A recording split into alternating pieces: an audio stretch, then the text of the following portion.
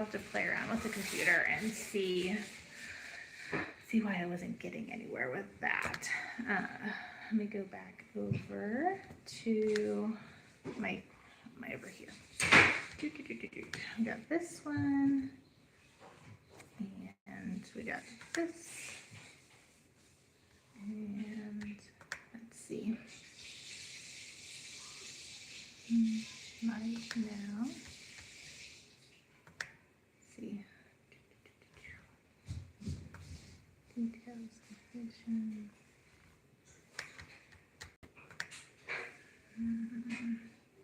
Okay, we're just gonna roll with it and we're gonna try it this way, and then I'll see if I can figure out the other one. Okay, anyway, so today's, we're gonna talk about a few things, and what I use for inspiration for today's live is The Simple Homestead. This is a book that I wrote, and I have a few sections in the table of contents that I was using as like a guide. So it's in the kitchen, in the home, in the garden, and in the community. So I thought that is a great line that we can go through and just use as our guidelines for this. So in the kitchen, so what's going on in the kitchen for you guys right now? For us, I have dandelions and I have purple dead nettle that I'm drying to use for some salve, and I found a recipe for using the purple dead nettle for making soap, like an infused soap, that just uses melt and pour soap, and you just put it in a jar and infuse it, and then you strain it out once the soap's all been infused for like, I think it's like 10 minutes. And I'm really excited to be trying that, and that's gonna be some fun that I get to try something new. You know, always learning. My grandpa said when I was just out of high school that nobody can take your knowledge away from you, and I really kind of kept that at heart and continue to grow and learn things. It's kind of been much better. Okay, good. I'm glad you can hear it on my phone. I'm gonna have to figure out how to get that to work better on the computer for next time. Anyhow, what's going on in your kitchens? What are you guys doing right now? It's fun because springtime is like rebirth, and it's learning new things and getting to do things that we haven't done for a while. So another thing is we're gonna be watching the strawberries. I've seen them blooming, so it'll be time to make strawberry jam and strawberry rhubarb, desserts, because actually I need to get out there and take care of my rhubarb. It's very much in need of me to do something with. It's ready. It actually was already going to flower, and my mom noticed it before I did when she stopped it one day, so she took care of that for me, and I'm like, oh, need to deal with rhubarb. It kind of comes up on you quickly, and before you know it, you are knee deep in all the things of spring.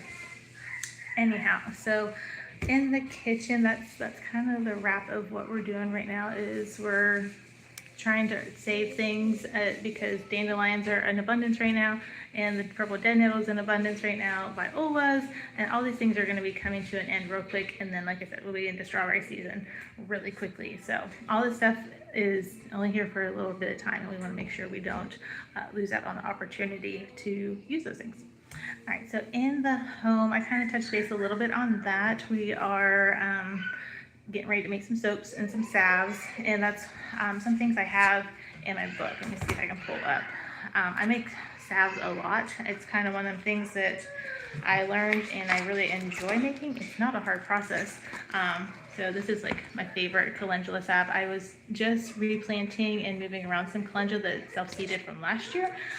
So I should have a good harvest of calendula in just a short amount of time. And I went ahead and bought some more seeds because I love calendula. I was growing calendula before I knew what it was. When we rented, I had like a mixed pack, and I just spread it out in the front of our porch area, and it was beautiful. I loved it because it just grew and grew and grew, and I enjoyed it clear to frost, because even a little bit after frost, it can take a light frost before it really kills calendula.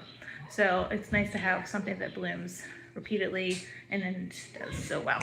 Anyhow, so this is my calendula salve. This is a calendula flower, and all we have to do is dry the flowers a little bit, infuse them in some oil for 3 to 4 weeks, or you can do quicker methods, but I usually just put in the oil, kind of forget about it, and then strain it off. And what I'll do is I'll measure out my oil with some beeswax, and sometimes I'll put essential oils in it. Depends. Like my lavender, if I do lavender, I'll put essential oils in it, and then kind of just let it cook real slowly until your beeswax is melted with your oil, and you have salve, and it's lovely and lasts a long time. We use, especially the calendula salve, we use it for like cuts and scrapes and all kinds of boo-boos and that stuff, which with 7 kids, we have a lot of those around here, boo-boos. Anyway, so that is what we have going on right now, is we're preparing to make some salves and to make some soaps and just different things like that. It's that time of year where I like to gathering as much as I can, especially for teas. You coming to think and make it your time. Okay, I'll look at it in a few minutes, thank you. Anyhow, so that's kind of what we're doing right now, is gathering things and drying it, and then even if it's dried and sitting in a jar and I don't get it infused until the fall or the winter, I at least have it before it's gone, which is quite handy. So in the garden is the next section. Getting our hands dirty. Oh my goodness, people, let me tell you, even the little baby has a little bit of dirt under her nails. We are all enjoying being outside and being in the dirt and playing and doing all the fun things. I have been getting our hoop house planted up and replanting a few areas. So that's what I was doing this week with some littles. We were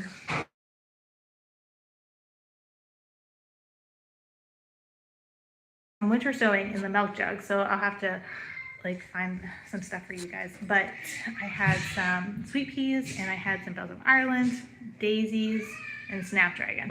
Well, I got the bells of Ireland and the snapdragons planted out, so they're doing really well. They did great when I moved them from the milk jug into their own individual spots in the hoop house.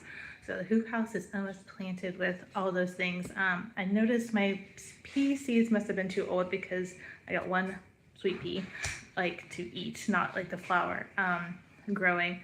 So those spots, and then some of the spots where I had red beets that are not growing as well, I'm going to be out there reseeding. And then my hoop house is planted out as good as it's going to be until it's time to do summer things. I planted tomatoes out there before and I didn't love it, so I don't know if I'm going to do tomatoes again. I usually have some volunteers, but they get so big and so crazy and they take up so much space in the hoop house that I find that it's better to put other things out there, like peppers. Peppers do great in the hoop house. They grow really big and get really good plants on them, like lots and lots of peppers on the plants. So that's one thing that I do like to do in our hoop house.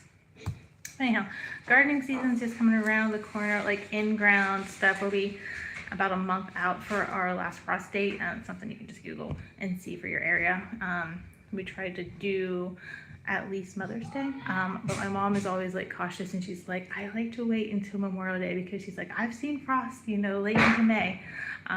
It's not been a thing that we've really had to worry too much of in the last few years. So I always just kind of watch the forecast mid-May towards the end, and then that's when I plan out like my things like the peppers and the tomatoes, cucumbers, all those hot things that like the summer weathers. We'll be getting that stuff done. Actually, it's on my to-do list after I get off of here is I got to go clean up that area. We have grass pathways and I need to push mow. It's getting a little out of hand.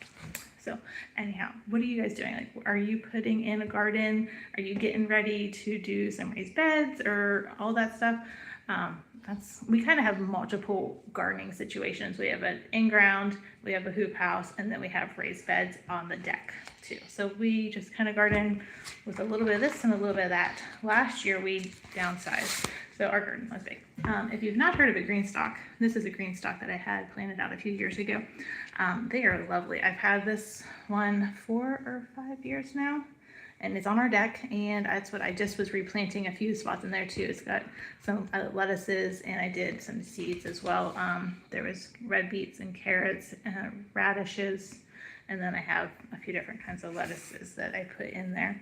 And then once it gets too hot for those things, or I pull out the red beets and the carrots, I'll probably put in some other flowers and just let it be flowers for the summer, because I have other places to grow stuff. I don't worry too much about the summer being full of stuff. And then for fall, I'm going to put more of the cool season crops like the lettuces, carrots, and stuff like that in there. They do great in that, and it's really handy because it's upright and you don't have to worry about like your lettuces getting splashed on out in the garden and getting like icky. Except for this row right here, this bottom row, that's where the baby puts her hands at. So like half of it where she can get to, I just like, it'll be what it is. Probably nothing but a play area for her. And then the back I'll plan out. So today's working on infrastructure. potted veggies while you build the garden. Yes, definitely. That's when we moved here. Like we started with a little spot and then it grew and it grew and it was huge, like larger than our house. And then last year we were like, okay, this is a lot of weeding. This is a lot of like empty spaces that are just not working very well. So when I decided last year to move it to the other side of the house, our garden, our in-ground, and it's worked out really nice. We are going to add another spot because I need a little bit more room for a few things. But yes, it's that time where you're like, get the things built. And sometimes you have to build it and then you have to rebuild it, which is kind of where we were last year. But that's okay because you learn. You don't know what size is going to work until you try it. So that is kind of where that was all at, is maybe bigger isn't better. Maybe it's just more work that you don't need. Like, you know, your pumpkin patch is full of weeds as tall as you are in the 4th of July weekend. You're not enjoying it. You're weeding your massive weeds that are taking over your pumpkin patch. So downsize is kind of where we are at this point. Anyhow, so that takes care of in our garden. And the last thing that we're going to talk about is in our community. So I'm really excited. There's a couple of things coming up that I'll be sharing more of. If you're not part of our newsletter community, go back to like the info part of the YouTube channel, and you'll be able to find stuff like that for all those links. And I'll try to get it put into this group, this live information as soon as we're done. But in our community, I have 2 things coming up. Next Saturday, I am doing a health fair in East Liverpool where I'm going to be taking essential oils. I am a brand partner for Young Living, so I have essential oils and I have like the cleaning products and different supplements that are really working well for our family. And so I'm going to be talking about that there, and I'll put information for that for you if you're local and you're interested in that. And then the other thing that I've got coming up in May is I'm going to be starting a small women's group in our home with my friend Kia, and we're going to be just sharing with each other, having some new friends. I'm really excited to have a new community of people. You go through different phases of life, and so sometimes things get put on the back burner, people move, like, life happens. And so I'm like purposely trying to, this is the nice thing this year, is we're purposely trying to build our friendships. And this is gonna be great. I'm really excited to have this opportunity to grow new friends with some new friendships, and to grow our faith with Jesus, because if he's not in the center, you kind of are making life a little bit harder. Definitely need to have him there with us. So anyhow, what do you guys got going? Anything going on soon? Got anything planned? Graduation season's coming up. We did get one graduation invitation the other day for a relative, and I'm like, just time goes on ticking on by. We're just busy, lots of things going on. But I think that's it. Oh, I almost forgot the one thing that I've been working on behind the scenes. I have a new t-shirt that I'm working on. As soon as I get it finalized with the colors and all that, that'll be on the website too. For locals, we'll have like a pre-order, and then I'm still working out the details for people that are not local. It's gonna say Save the Small Farm, because here we are in Ohio. Data centers and easements and all the things that kind of take over farmland and people's personal property. Highways is another one. It's kind of a big thing. Like, Ohio has over 200 data centers and related to that kind of thing. And there's ways that you can save your farms, and there's ways that you can save your properties, and one of those things is through a farmland preservation, and that's kind of where we are right now. We're learning more about it, and we're talking to our county, the natural soil people that help us with all of that. And so that's one of the things that we are doing to save our farmland, so it doesn't get broken up into pieces and turned into building lots, or it doesn't get different easements and things that are going to take large portions of it. So as I learn a little bit more about that, I'm sure I'll share on here in some fashion with you guys. But so far, what I've been reading and digging into, it's going to be very helpful, because like a lot of so we moved to our house in 2019. Yeah, 2019. And when we moved in, there was 3 dairy farmers right, like I could see all 3 of their farms from like the properties from here. And now none of them are dairy farmers, and they're all getting up in age, and life happens, and their living situations and their marriages change, and they're going to eventually retire from this, and what's going to happen? And one or two of them, we've already think that they're kind of on the same path line, is they want to preserve their farms. They don't want it broke down into pieces. They don't want people coming in and building and using it for all those things. So that's what they're doing. They're trying to protect it so that it stays farmland. Where we are, farming is a very big thing. And unfortunately, data centers and energy centers are also a very big thing. So it's a thing that we have to address. And so anyway, I'm working on a shirt, Save the Small Farm, and I'm really excited to kind of dive in and share more about that in the coming months as well. So, all right, well, I hope you all have a great weekend. We're almost done with homeschool, and I'm gonna try to get back into more consistency with our uploading of videos in between things. But if I don't get that going quite as well, look forward to seeing you all on the 3rd Friday in June. All right, have a good one, guys. Bye.